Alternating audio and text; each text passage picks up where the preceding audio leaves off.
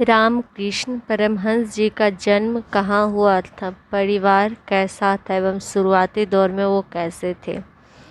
रामकृष्ण परमहंस जी एक महान विचारक थे, जिनके विचारों को स्वयं विवेकानंद जी ने पूरी दुनिया में फैलाया। रामकृष्ण परमहंस जी ने सभी धर्म को एक बताया। उनका मानना था सभी धर्म का आधार प्रेम, न्याय और परहित ही है। उन्होंने एकता का प्रचार। रामकृष्ण परमहंस जी का जन्म 18 फरवरी सन 1836 में हुआ था। बाल्यकाल में इन्हें लोग गदाधर के नाम से जानते थे। यह एक ब्राह्मण परिवार से थे। इनका परिवार बहुत गरीब था, लेकिन इनमें आस्था, सद्भाव व धर्म के प्रति श्रद्धा एवं प्रेम था। रामकृष्ण परमहंस जी के विचार पर उनके पिता की छाया थी। उनके पिता धर्मपरायण, सरल स्वभाव के व्यक्ति थे। यही सारे गुण रामकृष्ण परमहंस जी में भी व्याप्त थे। उन्हें परमहंस की उपाधि प्राप्त की और मनुष्य जाति को अध्यात्म का ज्ञान दिया। इन्होंने सभी धर्म को एक बताई। इनके विचारों से कई लोग प्रेरित हुए, जिन्होंने आगे चलकर इनका नाम और अधिक बढ़ाया।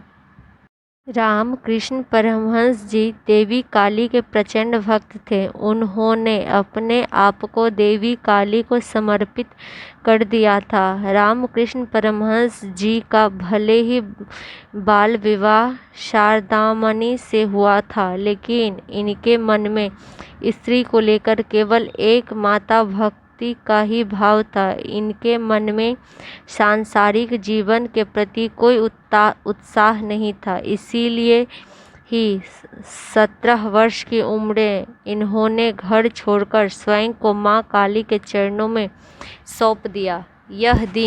यह दिन रात साधना में लीन रहते थे।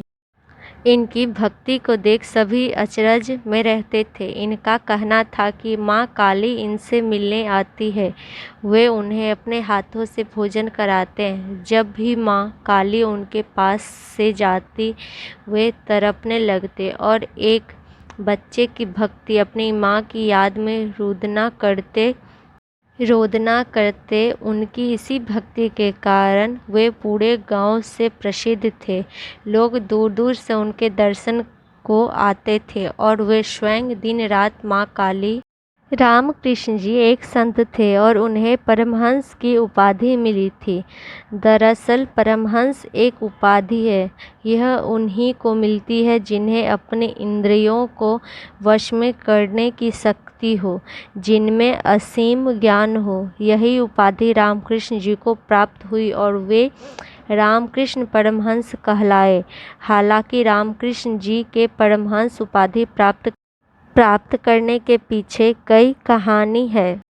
रामकृष्ण एक प्रचंड काली भक्त थे, जो माँ काली से एक पुत्र की भांति जुड़े हुए थे, जिनसे उन्हें अलग कर पाने नामुमकिन था। जब रामकृष्ण माता काली के ध्यान में जाते और उनके संपर्क में रहते, तो वो नाचने लगते, गाने लगते और झूम झूम कर अपने उत्साह को दिखाते। लेकिन जैसा ही संपर्क टूटता, वो एक बच्चों की तरह विलाप करने लगते और धरती पर लोट-पोट करने लगते।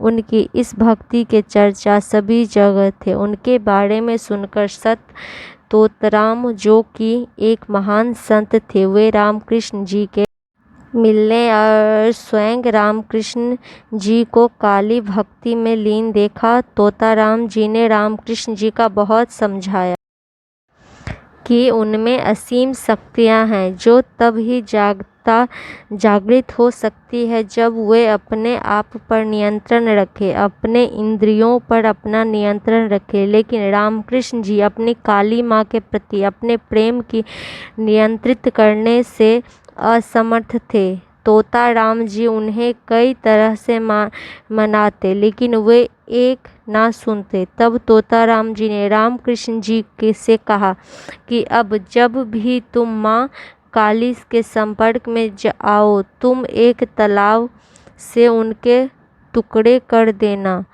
तब रामकृष्ण ने पूछा, मुझे तलवार कैसे मिलेंगे? तब तोता राम जी ने कहा, अगर तुम अपनी साधना से माँ काली को बुला सकते हो तो उनसे बातें कर सकते हो, उन्हें भोजन खिला सकते हो, तब तुम तलवार भी बना सकते हो। अगली बार तुम्हें यही करना होगा। अगली बार जब रामकृष्ण जी ने माँ काली से संपर्क किया तब वे यही नहीं कर पाए और वे पुनः अपने प्रेम में लीन हो गए। जब वे साधना से बाहर आए तब तोता राम जी ने उनसे कहा कि तुमने क्यों नहीं किया?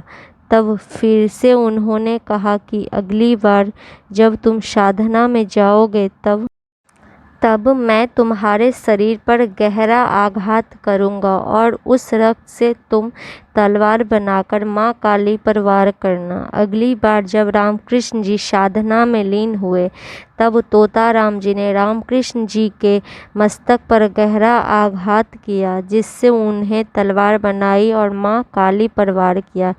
इस तरह संत तोता राम जी ने रामकृष्ण जी के